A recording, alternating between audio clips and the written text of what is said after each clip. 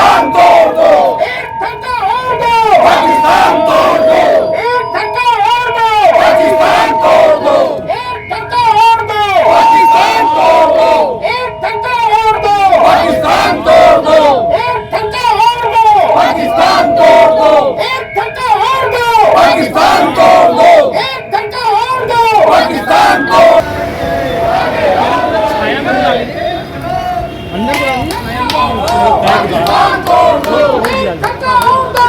पाकिस्तान तोड़ दो, एक ठंडा और दो, पाकिस्तान तोड़ दो, एक ठंडा और दो, पाकिस्तान तोड़ दो, एक ठंडा और दो, पाकिस्तान तोड़ दो, एक ठंडा और दो, पाकिस्तान तोड़ दो, एक ठंडा और दो, पाकिस्तान तोड़ दो। शांत बंद कर दो उसको।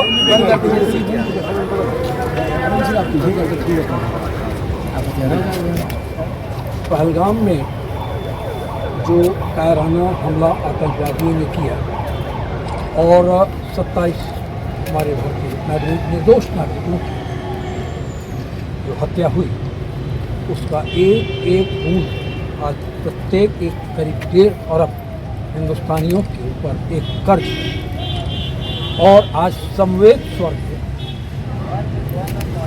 हर भारतीय का अंतर्मन यह पुकार कर कह रहा है कि अब पाकिस्तान की हरकतें बर्दाश्त के बाहर हैं और उन्हें सबक अब घर में घुसकर सिखाना पड़ेगा, जैसे इजराइल अपने विरोधियों के और अपने नागरिकों की हत्यारों के साथ करता है। छोटा सा देश है इजराइल। तो आज हम लोगों ने श्रद्धेय प्रधानमंत्री जो एक निश्चय किए हैं, उनको बल देने के लिए कि आम नागरिक, पत्रकार समुदाय, अधिवक्ता समुदाय, व्यापारी समुदाय, चिकित्सक समुदाय और आपका प्रशासनिक संबंध, हर व्यक्ति यह चाहता है कि इस बार एक निर्णायक दौर में पहुंचकर हम लोग और जो पीओके की लड़ाई है, हम उसे अपने प्यारे हिंदुस्तान में मिलाएं और इस रगड़े को परमानेंट खत्म दे। प्रधानमंत्री जी, भारत सरकार नई दिल्ली द्वारा जिला प्रशासन गोरखपुर उत्तर प्रदेश, विषय पाक पर निर्णायक प्रहार की आवश्यकता। महोदय, पूरे गोरखपुर के समस्त जितने भी प्रमुख संगठन है, सब के पदाधिकारी और सदस्य इस समय आपके साथ मौजूद हैं और ये पत्रकारों की, पूरे मंडल के पत्रकारों की एक समवेत स्वर है कि यह ज्ञापन, इसमें अधिवक्ता भी हैं, यह ज्ञापन माननीय प्रधानमंत्री तक पहुँचे और हमारे आक्रोश की टिप्पणी के साथ पहुँचे। मैं ये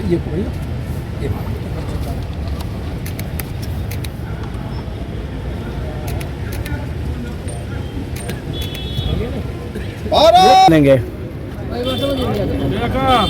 देखिए, आज का ये कोई कार्यक्रम नहीं है, यह समस्त भारतवासियों की आवाज़ है, मन का उद्गार है।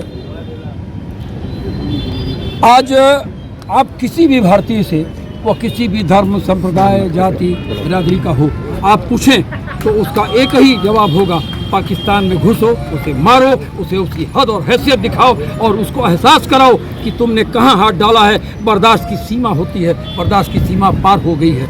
उसको बताना पड़ेगा कि हमारी सहनशीलता को हमारी डर मत समझो। हम बड़े भाई की हैसियत से तुम्हें माफ़ करते रहे तो तुमने उसको अपनी आदत बना लिया। तो जैसे एक दुष्ट बालक को समझाने के लिए दंड का प्रहार किया जाता है, उसी प्रकार अब हम सारी भावनाएं अपनी प्रधानमंत्री जी को दे रहे हैं कि वो निर्णायक युद्ध की घड़ी में इसको ले आएं और उसे ऐसा सबक दें कि भविष्य में फिर कभी वो इस तरह का दुस्साहस न कर सके। भारतीयों के एक एक बूंद खून की कीमत वसूलनी होगी।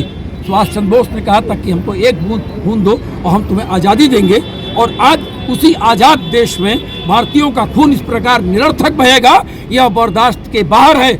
इसलिए पाकिस्तानियों को इसका भरपूर खामियाजा उठाना पड़ेगा।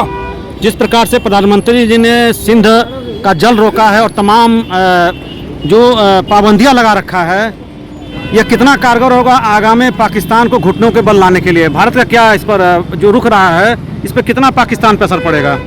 देखिए, आज़ादी के बाद से ही सन 48 में ही पाकिस्तान ने कश्मीर पर कबायली अटैक के रूप में अपनी फौज भेज दी थी। यानी कि आप ये देखें कि जो बच्चा पैदा हो और पैदा होते ही उसके विकृति आ जाए दिमाग में, तो उसको आप इस तरह सुधार नहीं सकते हैं। तो ये इतने सालों में भी वो उस विकृति से बाहर नहीं आ पाए।